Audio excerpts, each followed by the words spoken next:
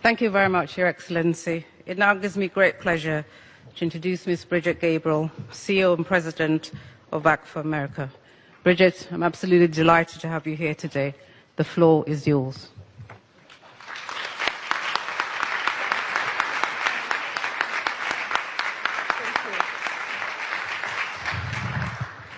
Thank you. I am honored to be here today.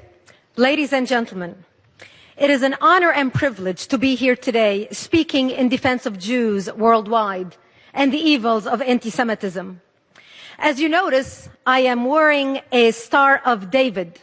This necklace was given to me by a man during a book signing in Dallas, Texas. This necklace belonged to his wife, who died in a tragic accident. He said to me, crying, "This necklace was my wife's favorite. She died wearing it.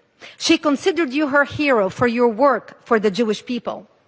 I want you to have it. Promise me you'll wear it." I couldn't find a more befitting time to honor her and her memory than now, wearing this Star of David as a Lebanese, giving a keynote speech at the United Nations in defense of the Jewish people. We are here today to address the rise of global anti-Semitism. 10 years ago, Nathan Sharansky explained, classical and anti-Semitism is aimed at the Jewish people or the Jewish religion. New anti-Semitism is aimed at the Jewish state. Mr. Sharansky devised what he called the 3D test. The 3Ds are demonization, double standards, and delegitimization. Demonization is making bizarre, ugly claims that have no basis in reality. Comparisons between Israel and the Nazis, or assertions that Israel has been committing genocide against the Palestinians, are examples of demonization. Such claims are nonsense. If Israel has been committing genocide against the Palestinians, then why has the population of Palestinians increased more than 600% since 1948? Israel must be the most incompetent mass murderer in the history of the world. When Israel is held to a standard that no other country in the world would be expected to meet, that double standard is itself anti-Semitism. For instance, Israel is a vibrant democracy where human rights are protected and respected. And yet the United Nations so-called Human Rights Commission spends most of its time and effort investigating and condemning Israel, while they gloss over or ignore the massive and continuing human rights violations that occur in Iran, Cuba, China, and many other brutal, repressive atrocities. Delegitimization of Israel is to assert that of all the people in the world, only the Jewish people do not have a right to a statehood. In fact, Israel's historical, legal, and moral right to exist as a Jewish state is a codified principle of international law. This codification is explicitly based on the long, continuous, and well-documented connection of the Jewish people to the land of Israel. To deny the connection of the Jewish people to the land of Israel is anti-Semitism in its purest form. But why should anti-Semitism matter to the rest of the world? Why should the world care?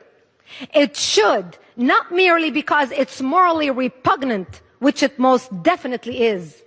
The world should care about anti-Semitism because of fundamental self-preservation.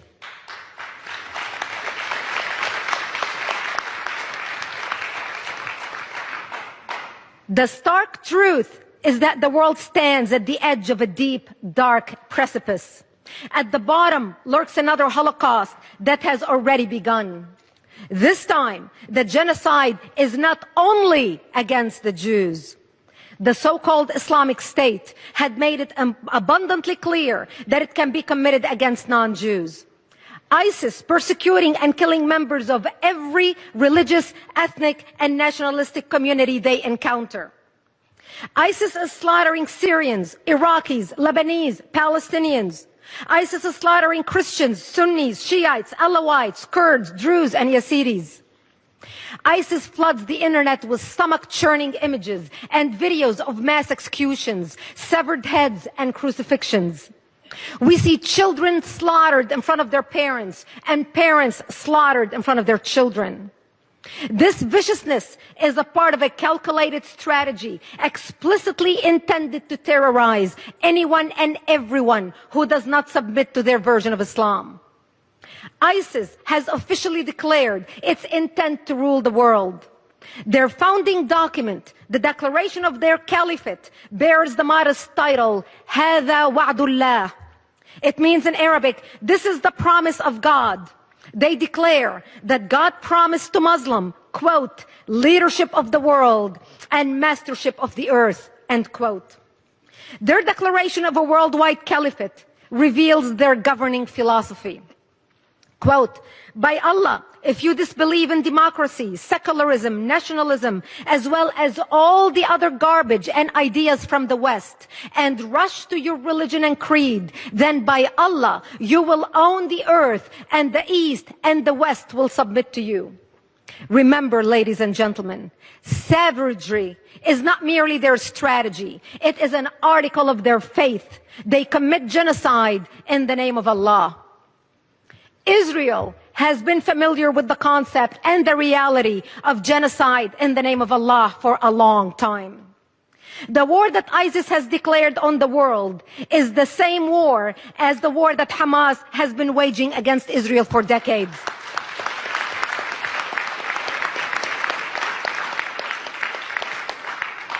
The only difference, again, is focus. ISIS seeks a worldwide caliphate. Hamas is focused on the destruction of Israel. However, their motivation, methods, and morals are the same. In terms of brutal methods and lack of morals, ISIS has recently shot, hacked, and killed its way to the top of the world's terrorist organizations. Meanwhile, Hamas has been committing mind-numbing mass atrocities for decades. They used to wrap their children in dynamite and nails and send them to blow up Israeli buses and restaurants. They rejoiced at the death of Israeli children and glorified the death of their own. Today, they use them as a human shield. I know something about children being used as human shields. In 1976, when I was 11 years old, Palestinians in South Lebanon used me and my family as human shields.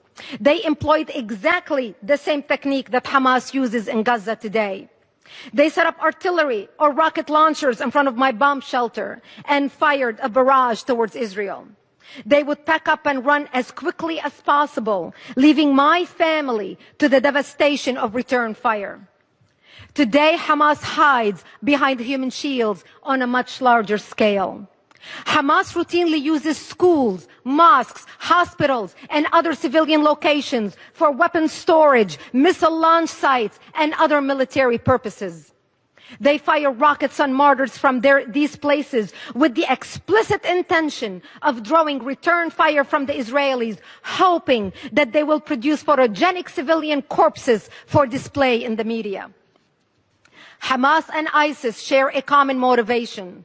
They want to impose Islam. This is the charter of Hamas, and it is in ISIS's declaration of the caliphate. The charter of Hamas declares that, quote, Israel will exist and will continue to exist until Islam will obliterate it, end quote. The most revealing words in the Hamas charter are a quotation from Islamic scripture. The day of judgment will not come about until Muslims fight the Jews. The stones and trees will say, "O Muslim, O Abdullah, there is a Jew behind me, come and kill him." This is from Hadith of Sahih Muslim, book 41.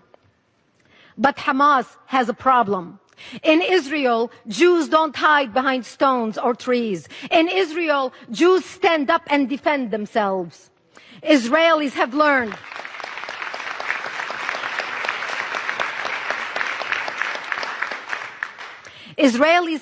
from history that if someone repeatedly says they're going to kill you, they mean it. A lesson the world is only now learning.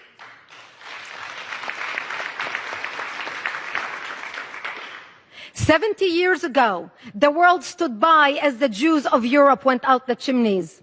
Today, the Jews of Israel aren't going to go quietly into the slaughter as they sit on the front line of fighting for Western civilization, fighting for all of us.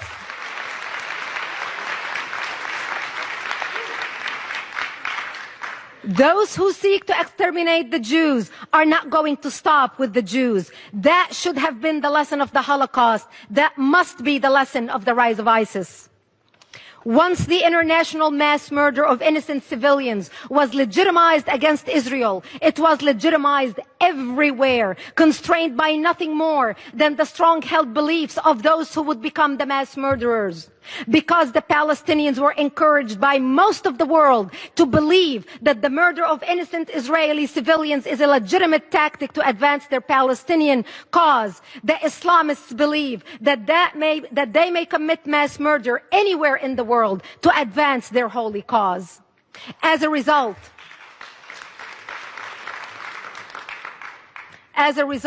we suffer from a plague of terrorism, Islamic terrorism, from Moscow to Madrid, from Bali to Beslan, from Nairobi to New York, authored and perfected by the Palestinians.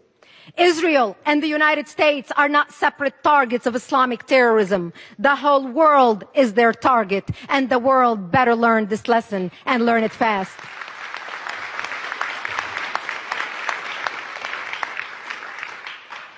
Evil dwells when courageous men become bystanders. Lies spread when the informed become silent. Society deteriorates when apathy replaces activism. Tyranny comes when leaders become mediocre and haters become organized. Today, we are summoned to lead in our communities and our nations. We are summoned to wake up the apathetic and inspire the despaired, to silence the liars and educate the concerned, to speak tolerance instead of resentment, forgiveness instead of revenge, love instead of hate, peace instead of war. We are here at the United Nations today because each one of us is a leader and an instrument of change with history as our final judge. How will we be judged? I, as a leader of ActForAmerica.org, the largest national security organization in America, with chapters in 11 countries around the world, am committed to do whatever possible we can to stand up with the Jewish people and defend them.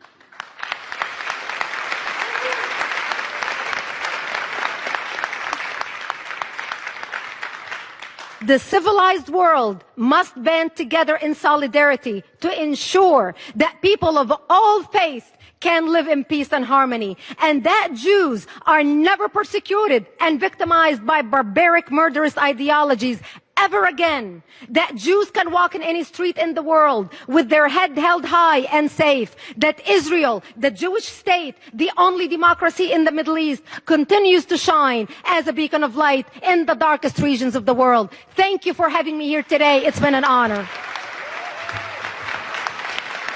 Thank you. Thank you. Thank you. Thank you. Thank you. Thank you. Thank you.